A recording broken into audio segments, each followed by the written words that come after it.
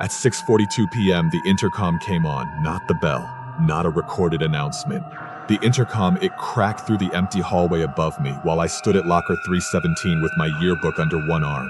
Graduation rehearsal had ended almost an hour earlier. The school was supposed to be empty. Then a man's voice came through the speakers. "Megan Walsh, please report to the main office." I froze. My name echoed down the hall, soft, distorted, too close to the microphone. For a second, I tried to explain it. Maybe a secretary stayed late. Maybe I had forgotten some graduation form. Maybe someone found my phone. Then I looked toward the main office at the far end of the hall. The glass doors were dark. The blinds were pulled down. The office lights were off. My name is Megan Walsh. I was 17.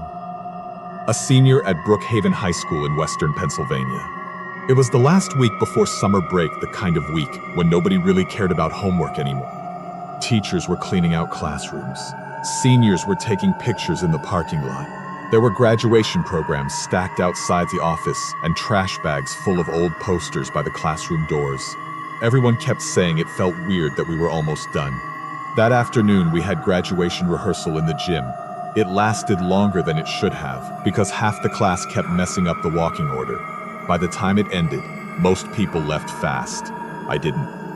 I had forgotten my yearbook in my locker, along with a few things I wanted to take home before graduation. My locker was near the main hallway, not far from the office. I figured I would be in and out in 10 minutes. It was still my school. I had walked those halls for 4 years, and back then, that made me feel safe. When I reached locker 317, the door was already cracked open, just a little, maybe an inch. I stood there staring at it. I knew I had locked it after rehearsal. I always spun the dial twice before walking away, mostly out of habit. At first I told myself someone had bumped it, or maybe the latch didn't catch. It was the end of the year. Everyone was messing with lockers, taking pictures, signing shirts, leaving trash in the hall's senior prank season. That was what I wanted it to be. Then I opened the locker all the way. My yearbook was sitting on top of everything. I had left it under my notebooks. The cover was bent back, holding one page open. Senior portraits. My picture had been circled in red marker under it. Someone had written 2 words last day. I stared at those words until they stopped looking like a prank. Then I heard a footstep at the end of the hall, slow then.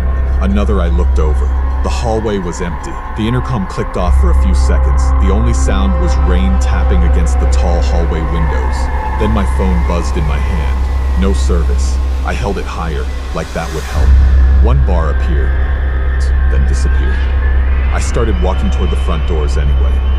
I did not want to be dramatic. I did not want to be the girl who called her parents because of a stupid senior prank. But before I reached the main office, the speakers crackled again. This time the voice was lower, closer to the microphone. "Megan."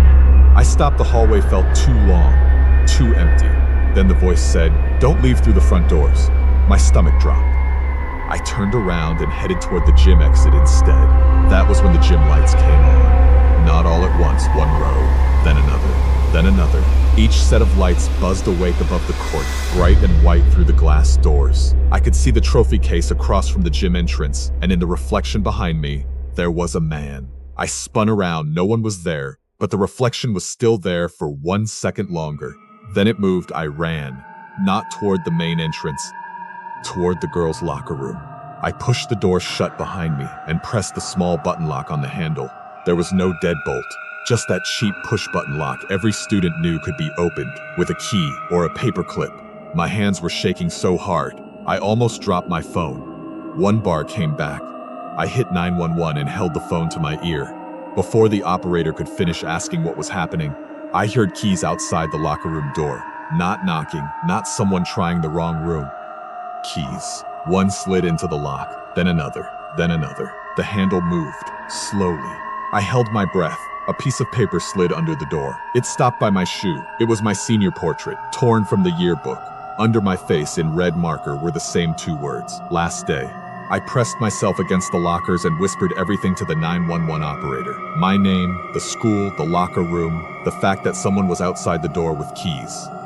She told me to stay quiet and keep the line open. Then the intercom came on again. This time there were no words, just breathing slow, close to the microphone. I heard a door open somewhere down the hall. Then a man's voice shouted, "Hello." It was Mr. Keller, one of the custodians. I yelled his name as loud as I could. The keys outside the locker room stopped moving. A second later, I heard footsteps running away fast down the hall, away from the gym. Mr. Keller got me out through the loading dock doors behind the gym. The police arrived less than 5 minutes later. They found the main office empty, but the PA microphone was still switched on. Someone had turned it on manually from inside the office. The camera near locker 317 had been covered with black tape from 6:31 to 6:53 p.m. Mr. Keller later told police that a spare maintenance key ring had gone missing earlier that week. The keys were never found. In the trash can by the office, they found an old visitor badge.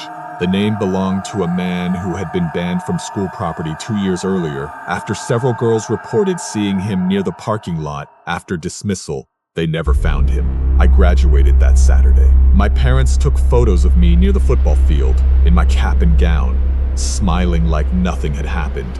I didn't notice it until a week later. In one of the photos behind the fence near the parking lot, a man in a baseball cap was looking straight at the camera. No one in my family recognized him, but I did not his face, his posture, the way he stood perfectly still, like he was waiting to hear his name called. I still have that graduation photo, but I keep it face down in a drawer.